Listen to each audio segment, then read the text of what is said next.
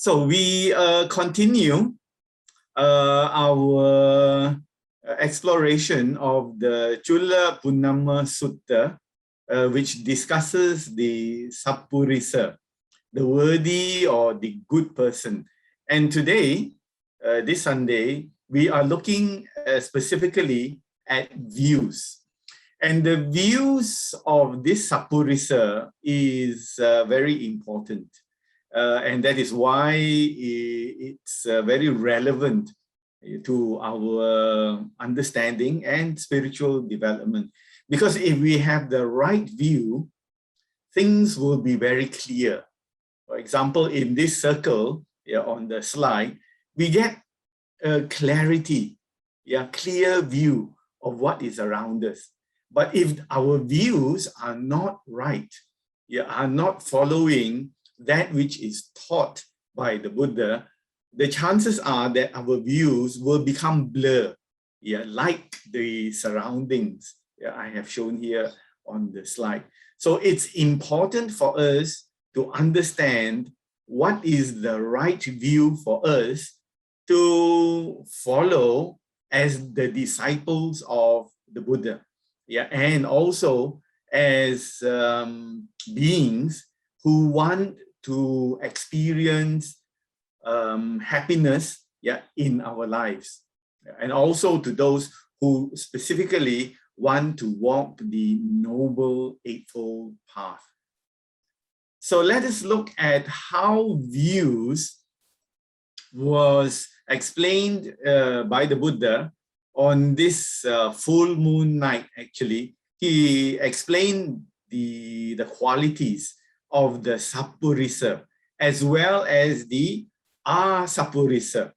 So in this sutta, the Buddha talks about the qualities of the true, the good person, as well as the asappurisa, the untrue, the false person. Therefore, when in defining these two types of persons, the Buddha raises our attention as to which ones we are and which ones we want to follow, which is our example. Is it the true person, the good person, or is it the false person, the asappurisa? And so knowing the qualities of these people, we make a choice. In life, we make choices all the time. And sometimes we don't have the full set of evidence to make the choice. But we make choices according to how we feel. How do we approach this topic? And so in this sutta, the Buddha gives us the choices. He tells us specifically, these are the qualities. So which do you want to follow? So in defining or describing the untrue person, in the past few weeks, we have looked at the qualities of the true person as well as the untrue person. But here the Buddha, he was out in the open, with the disciples, on a full moon night. And you can imagine, that there were these crowd of monks surrounding the Buddha. And the Buddha said, monks, I will tell you now about the sappurisa as well as the asappurisa. And as we go, dear brothers and sisters, there are certain descriptions that we come to know. And as we come to know these descriptions better and better, we will come to certain conclusions about the sappurisa.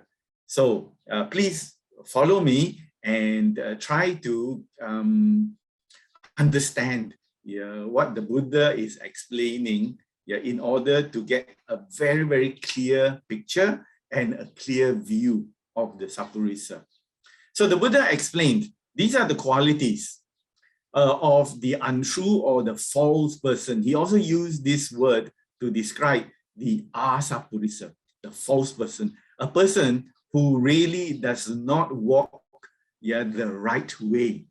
So this person will not go to a good destination because the path is wrong. He is not on the right path, and therefore will end up in a place that is unwholesome and painful actually to the person when he arrives at this wrong destination. So the untrue person, the bhikkhus, the Buddha explained. Number one, we have looked at this, is endowed with a false or bad nature, is devoted to false persons, thinks as a false person, counsels as a false person, speaks as a false person.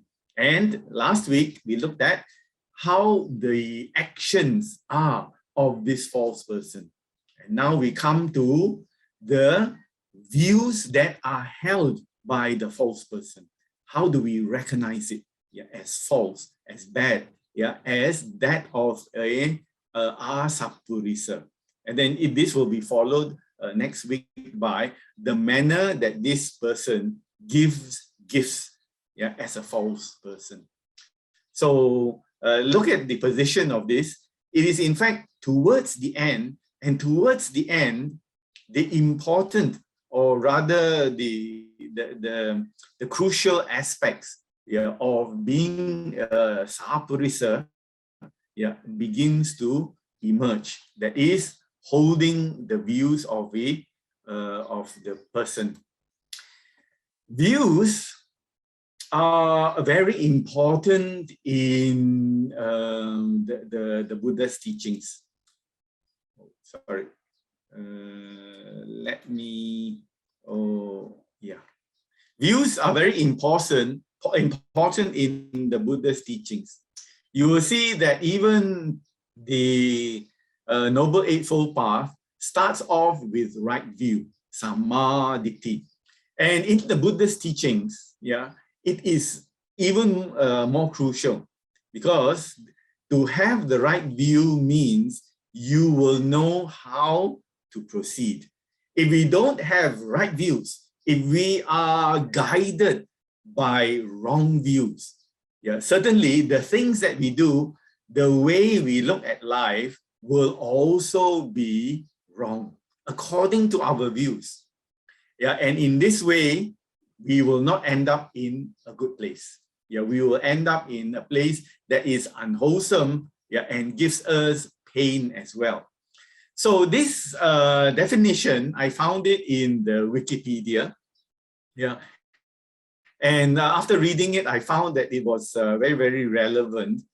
So I would like to share it with you. When I was teaching, my students love to go to Wikipedia, and they considered Wikipedia as the source. But I tell them, no, Wikipedia is one source. You can have many other sources. But when I read this definition in Wikipedia, I thought it was good, and I would like to share it with you. So it goes like this. View or position is a central idea in Buddhism, as I mentioned. In Buddhist thought, a view is not a simple abstract collection of propositions, that means possibilities, but a charged interpretation of experience which intensely shapes and affects thought, sensation, and action. So by this, it means that whatever view we hold, it will affect what we do. And therefore, it is important for us to form right views. And when we look around in the world, we are not, we are actually surrounded. Society, in fact, most of society is influenced by the views that are not correct. For example, this morning, brothers and sisters, we choose as Buddhists to attend, to come to be part of an activity that we hope will give us more knowledge and will expand our understanding of the Buddha's teachings. When I last checked, there are 5.5 million Buddhists in Malaysia. So even if we halve that, it's about 2.7 million Buddhists. How many Buddhists do you think right now on a Sunday morning are engaging in a wholesome spiritual activity? In fact, some of your friends who they say are Buddhists, if you invite them to come to a talk at Nalanda, many of them will not be interested. So their view of spending a Sunday morning is not necessarily a spiritual one. Their view of Sunday morning is to do many other things, which does not align with what the Buddha has taught. So therefore, we have a kind of a right view. We have the beginnings of the true right view to bring us every Sunday. This right view says to us, let us take part in wholesome spiritual activity. So that view brings us here. And hopefully, in the time that we have, we will learn something useful that will make our life more peaceful, more knowledgeable, more spiritual, and brings us closer to our objectives and ideals. So the views of the larger society very often does not align with that of those who emphasize right view. So we see that in the explanation that I have shared with you. Not all Buddhists see the practice of Buddhism in the same way as you and I. So the views that influence that behavior are different. So it's important to have right view. And this definition further goes on by saying, views are produced by and in turn produce mental conditioning. They are symptoms of conditioning. Rather than neutral alternatives, individuals can dispassionately choose. That means to say, our views are formed by what we have experienced, what we have heard, what we have learned in the past. And if in the past, we have learned all kinds of wrong things, our views will be wrong. And we won't be on this path. But we have some kind of understanding, some kind of exposure, that the views that we must have must be in line with the Buddha's teachings. And therefore, I find it happy, is a joyous thing to be with other Buddhists on the Sunday morning.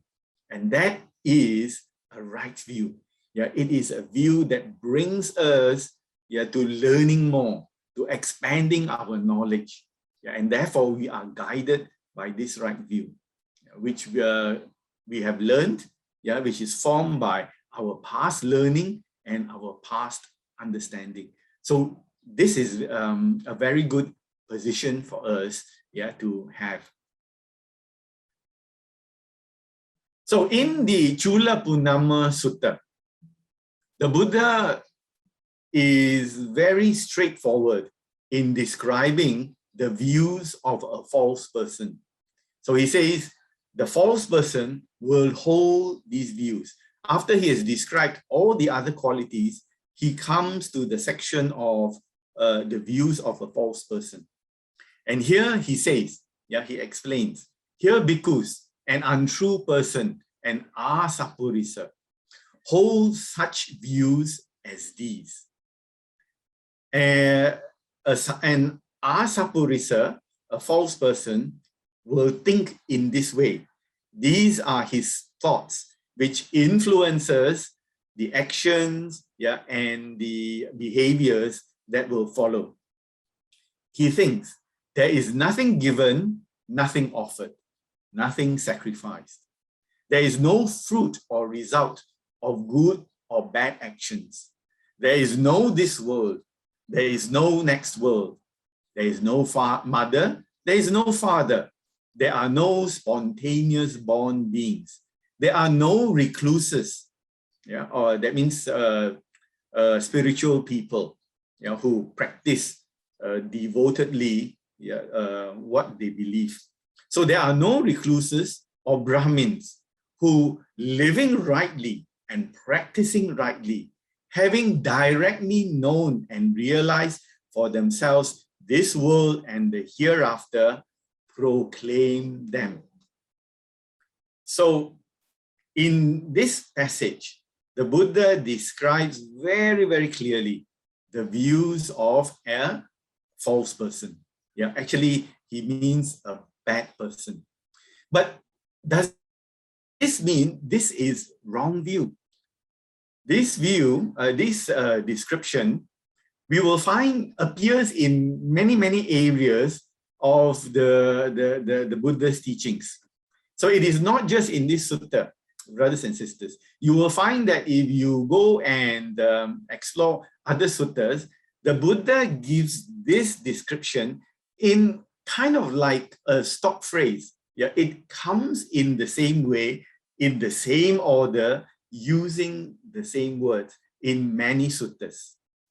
And so the Buddha uses this passage, to describe not the right thing to do.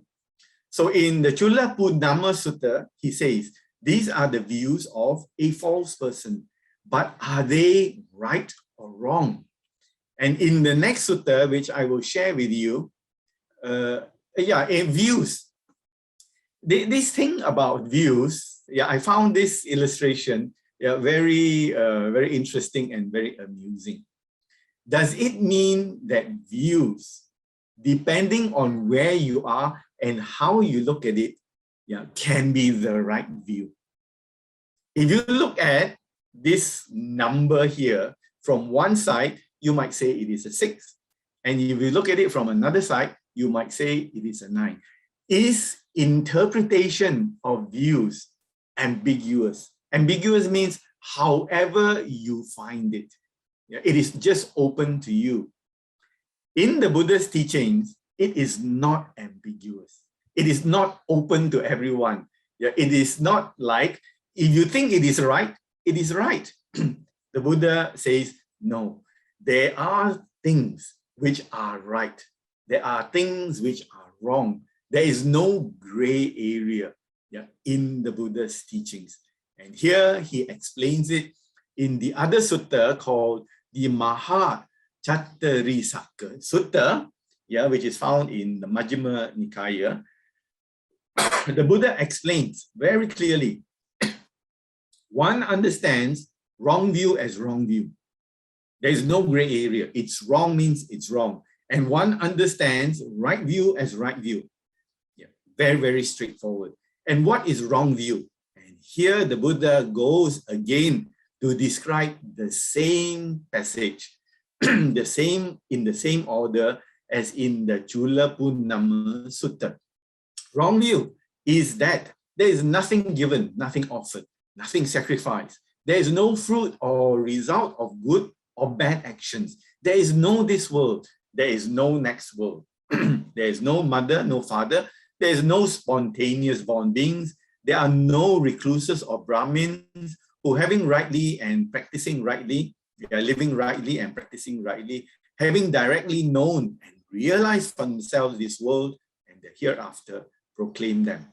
So if you say there is no such thing as what has been described, the Buddha said that is wrong view. So it's either black or white, there is no gray. The Buddha explains it as he sees it.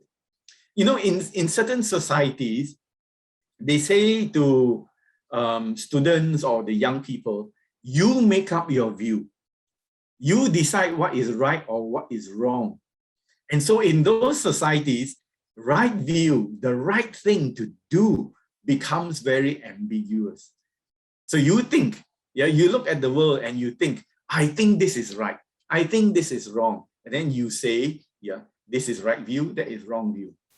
In the Buddha's teachings, I repeat, yeah, there is no gray area. So the Buddha spells it out very clearly for us. So therefore, it is important for us to know what is the right view and what is the wrong view, because wrong view leads to the wrong path. And going on the wrong path, doing what is wrong, doing that which is unwholesome, gives rise to ignorance. It compounds, it expands, yeah, it emphasizes our ignorance, and therefore results in suffering. But right view takes us to the right path, and right view gives rise to wisdom and results in more and more happiness. Yeah, this is told to us by the Buddha. Yeah, and if we trust the Buddha and the teachings, yeah, we will abide by this. We will follow this. Yeah, we will develop greater and greater right view. So let's take what the Buddha explained, yeah, and study them in detail.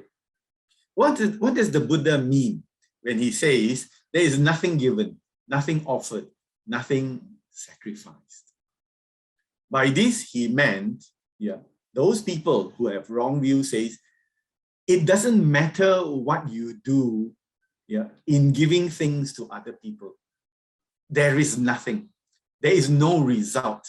Yeah, you, even when you give all the precious things, yeah, that are precious to you, to other people, that it is nothing.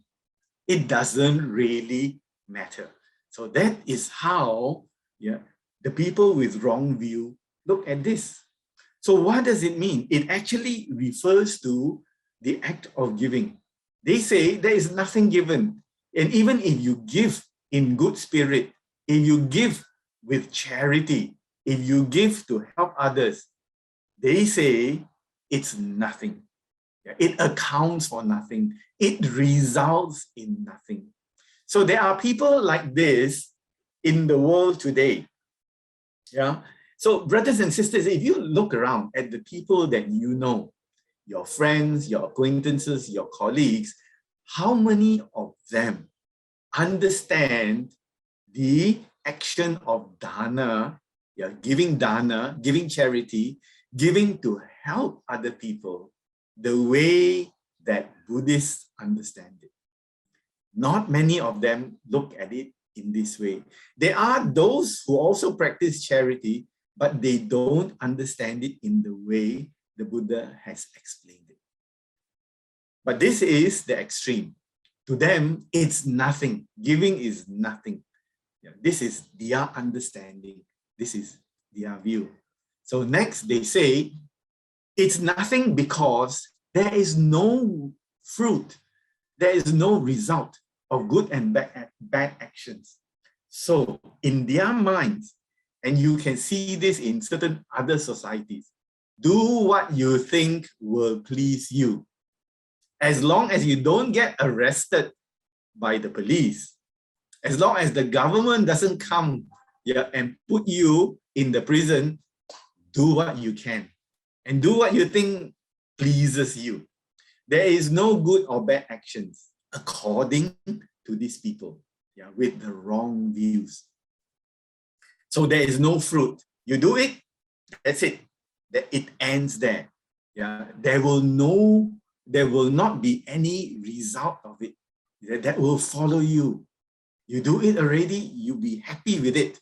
Yeah, because it ends after you have finished that action.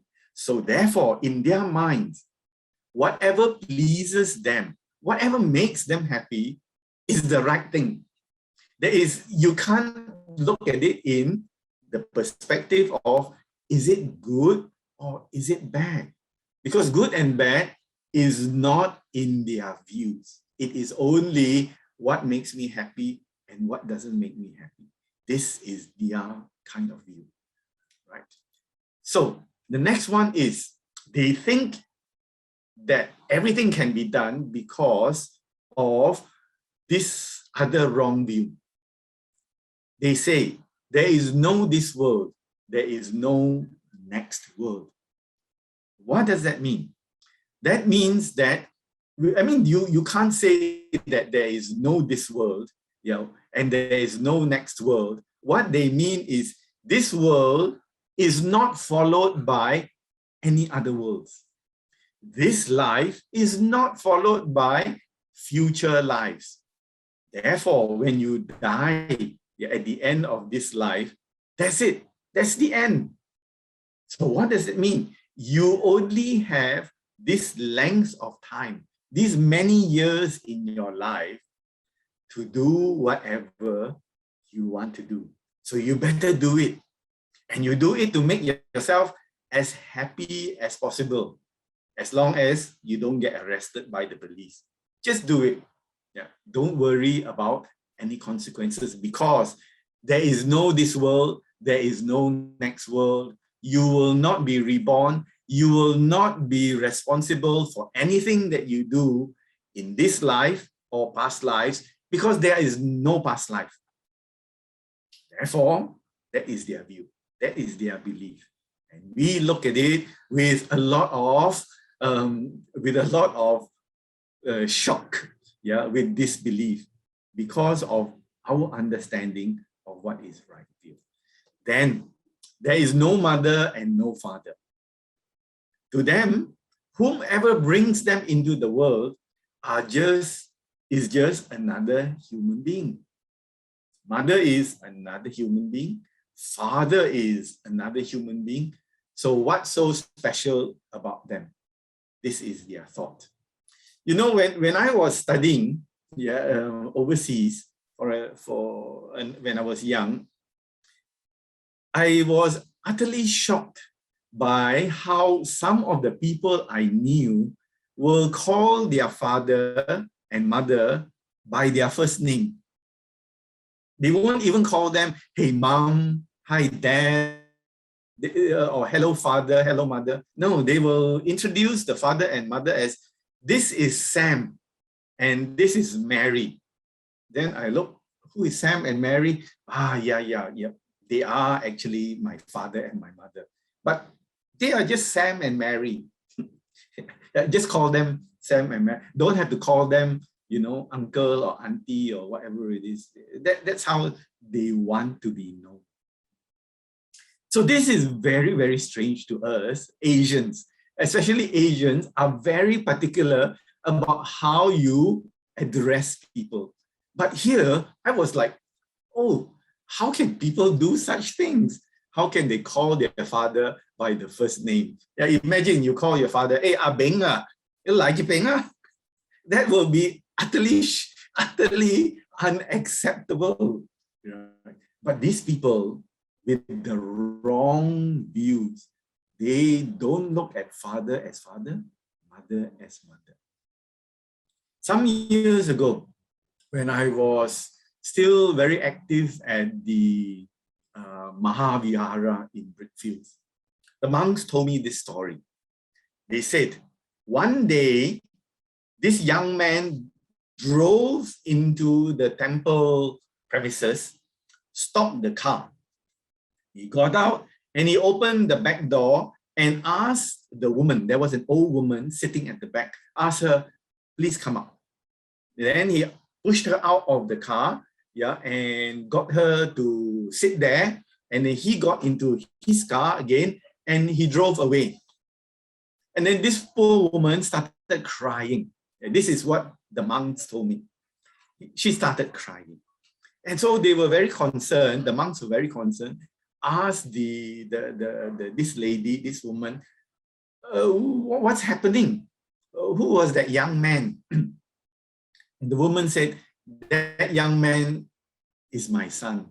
He doesn't want to look after me anymore. So that's why he brought me to the temple and he put me here. End of responsibilities to this woman who is his mother.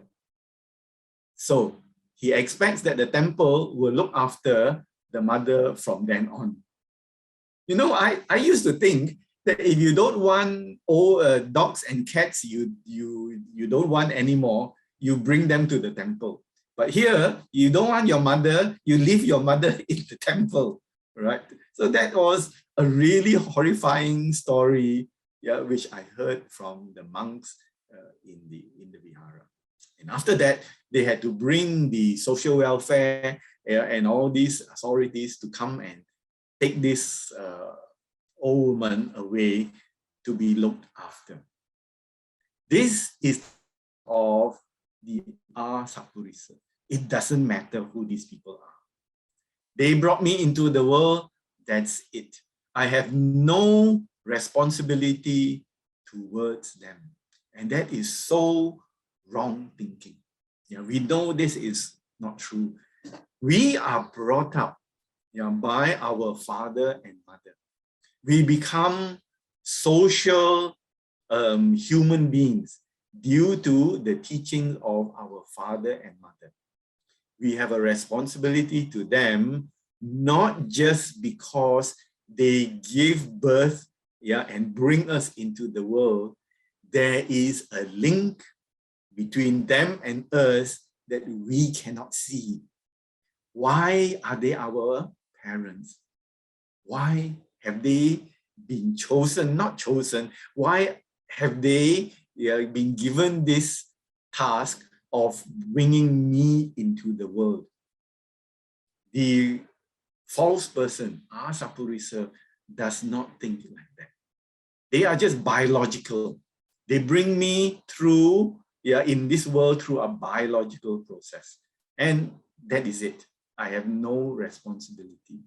But we are the products of our father, our mother, and our father. We are this way because of the upbringing. We are this way because they looked after us and educated us. But to the asappurisa, the false and the wrong person, these things do not exist. There is no bindings. There is no connections and relationships to the father other than you fill in the form. Father, this is the name. Mother, this is the thing. See the thinking.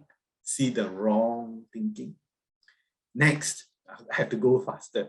There are no spontaneous born beings, according to them. What are the spontaneous born beings? There are 4 modes of birth. One is egg-born. We can see the egg-born, such as birds and reptiles, they give birth through eggs.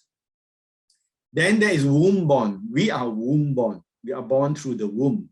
Yeah, although the mother produces eggs, this egg will become a fetus and a baby, in the mother's body. So goes through the womb. Then there are the beings that spontaneous. They just appear there, in the next life. They don't go through any birthing process. And the last one is called moisture-born. Whenever the conditions are right, there is moisture, right temperature, these beings will come into being. They will be born in this way. So according to the asappurisa's point of view, there are no such thing as spontaneous born beings. So who are the spontaneously born beings? The devas are born spontaneously. They do not go through a birth process. They just appear in the premises of their parents. They just appear there, just like that. And they are born fully formed, which means to say they don't get older, or they don't get younger. They are just born at that age, and they will exist at the age of how they are born. They don't get older, right?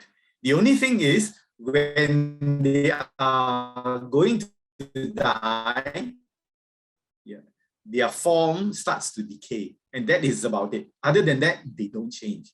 The other spontaneously born beings are the ghosts, the petas, and the angry beings and the hell beings. Animals we know they are either egg-born or womb-born. But these classes of beings, They are born as they are, yeah, and they do not grow older or age. So why is it important, yeah, to acknowledge spontaneously born beings? It is to see, number one, that there is rebirth. So some people will say, I can't see them, they don't exist. There are no devas, there are no petas, because I don't see them. So which means to say, human beings cannot take the form of in the next birth. So to them, these beings do not exist, yeah, in their view. So because of that, their understanding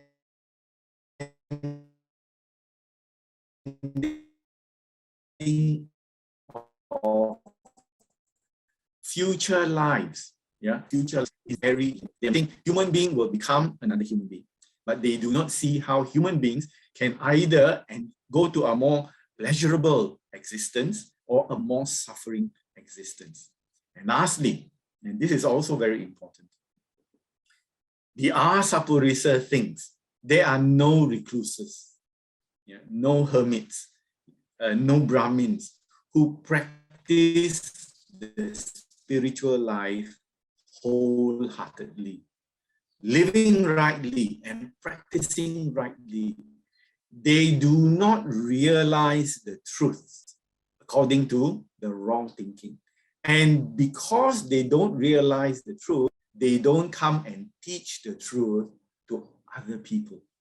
So those people who are shave their head and wear the orange robes, yeah, they are just professionals. They are professional monks. There is nothing special about them. When they go into the jungle, it is for a quiet life. That's it. When they go into a cave to meditate, they are relaxing their minds. There is nothing special about what they do. So when they come back and then they get some knowledge or wisdom, there is nothing special about that as well. Maybe they read about it. Maybe they imagined it. And then they come and tell you this. No need to place such great importance on what they have developed in their minds. So you can see why the Buddha says all of these are wrong view. Yeah, he doesn't just say they are the views of the asappurisa. The Buddha says they are really, actually wrong view. Because if you think like this, your actions will be wrong. Dear brothers and sisters, if you really think about it, what is the view of a person who straps bomb to his or her body, goes into a crowd and let go that bomb to kill other people? What is their view? What is their way of seeing the world?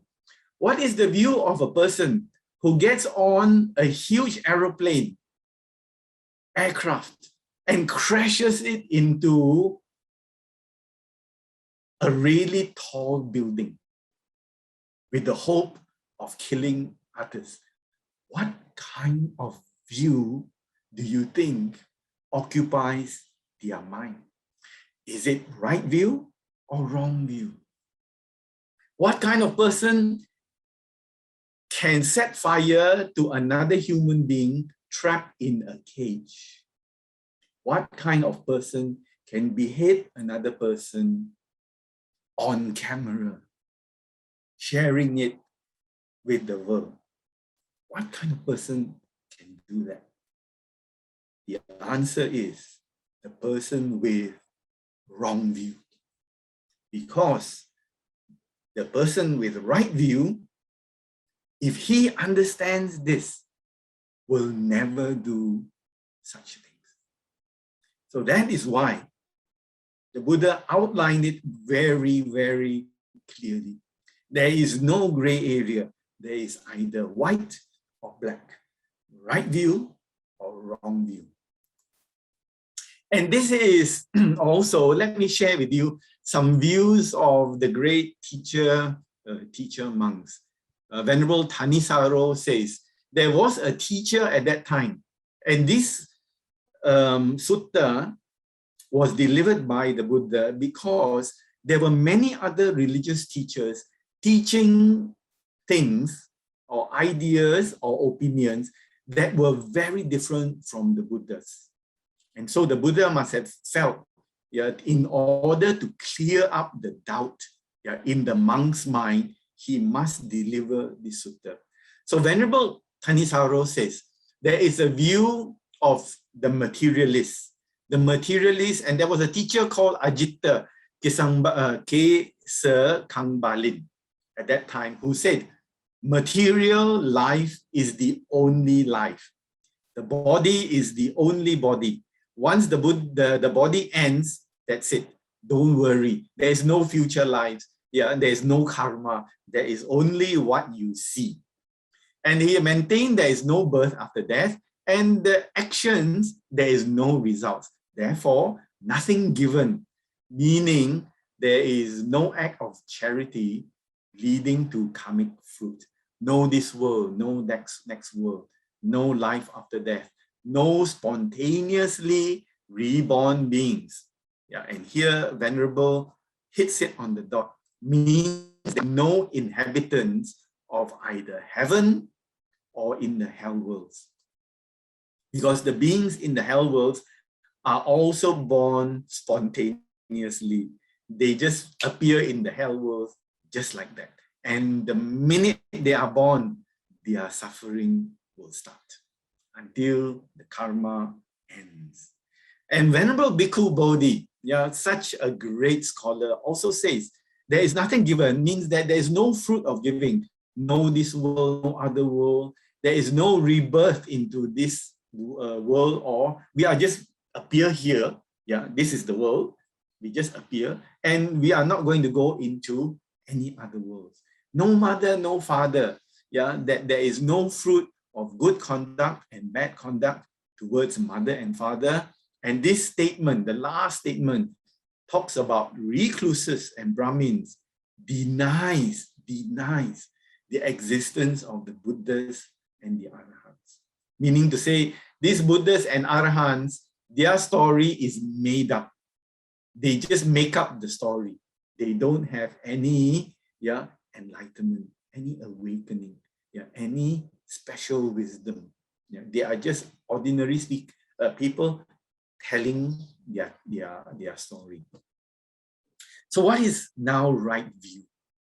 What is the right view which a sappurisa will have? And right view is in connection with suffering. Why is that so? In the world's religion, there are those who are called theistic religions, and they believe in the creator God. This is their teachings. Because they were created by a God, the whole purpose of their life is to acknowledge the God and to listen to the God so that you can be on the good side of God. And God will then look after you. So they are called theistic because they believe in a creator God. And the minute you believe in a creator God, this is your view. Whereas Buddhists and some other religions don't believe in a creator God, they are called humanistic religions. So the central core, the central understanding of these religions is, if it is not a creator God, then what is it? So for Buddhists, the central dimension or the central teaching is suffering. Suffering is what we relate to. Suffering is how this life, this existence, this world is defined. This is the nature of the world. That there is suffering. So this is how the Buddha teaches it. Because we don't belong to theistic societies or theistic religions, we have to understand our life in connection with suffering. And that goes in this way. Yeah, the Buddha explains. So right view. Now we are coming to what is right. We have explored what is not right. Let's come to what is right. In the Vibhanga Sutta, the Buddha explains what is right. What is right is knowledge in terms of dukkha, suffering. Knowledge in terms of the origination of dukkha, suffering. Knowledge in terms of the cessation of dukkha. Knowledge in terms of the way of practice so that we can end dukkha. This is called right view. This is the view of a sappurisa. This is how he sees the world. So, further than that, yeah, we would like to go a little bit deeper so that we can understand precisely the views that we might have as a good person, a sappurisa. In the Bahudhatuka Sutta, the Buddha explains in this way. It is impossible, O monks, and it cannot be that a person possessed of right view should regard any formation as permanent. It is possible, though, for an uninstructed worldling to regard a formation as permanent. Then he goes on to talk about, it is impossible, O monks, that a person having right view will regard things as a source of happiness, sukha. Yeah, but those who don't know will think there is real happiness in this world. Then the Buddha explains, it is impossible, O monks, that a person with right view should regard anything as having self, as having an atta, a soul, a permanent entity. But those who don't know will say yes. So, wrong view is delusion. Wrong view means we see things as permanent, satisfactory, and controllable. Because our existence, if you look at it clearly, is actually the reality of anicca, dukkha, and anatta. This is the view, as I have explained, through the many suttas I have shared. This is the view of the sappurisa. So he does all these things. His actions are in this way because he sees the world as such. The world is anicca, dukkha, and anatta. So coming out from the Four Noble Truths, which was explained, is the understanding of the realities of anicca, dukkha, and anatta. Then, if we study this closely, we begin to realize that if the people who can see anicca, dukkha, and anatta clearly, they need to have some measure of wisdom. And this is the wisdom of the enlightened people. So what is the Buddha saying? The Buddha is saying the enlightened one is the sappurisa. Because when we take a look at the teachings of the Buddha, it's important that we have right view. There might be different ways of teaching people. And there also exist different interpretations of the Buddha's teachings. But once we have a person with right view, the Buddha's teachings will never be corrupted in such a way that we cannot understand it rightly. So that is why it's important to have the sappurisa guide us. The sappurisa inspire us. Therefore, in ending this talk, I would like to make this aspiration. Knowing what is right view, let us strive to develop the true right view. Meaning to say, let us strive, work hard to at least attain the level of a Sotapanna. Because the Sotapanna, in being enlightened, although it is the first stage, can never be wrong about his or her views. And when we can develop that, hopefully among us will appear a Sotapanna. Then we can use that person's understanding as the inspiration for our learning. Because they don't go wrong. They don't go the way of the asappurisa. They are the sappurisa who will always remain on the right path, teaching and seeing things in the right way. With that, I'd like to thank you for your kind attention. I think if we direct our efforts greatly, wholeheartedly, with commitment, we will be able to develop this right view of the sappurisa. Thank you again.